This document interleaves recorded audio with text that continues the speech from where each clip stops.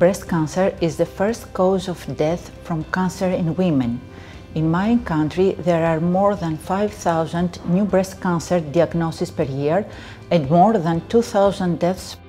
The organization is Women for Oncology Hellas, that is a platform for women professional oncologists in Athens.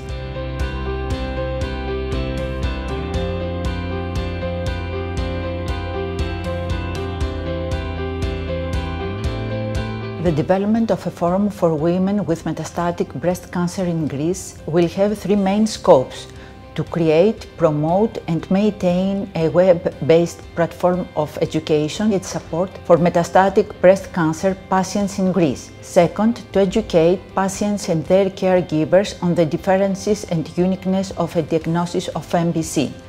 Third, to record and map the situation across Greece regarding MBC needs and differences, as well as issues of quality of life. This award will help not only the patients but also the whole oncology communities to help the people that face this serious problem.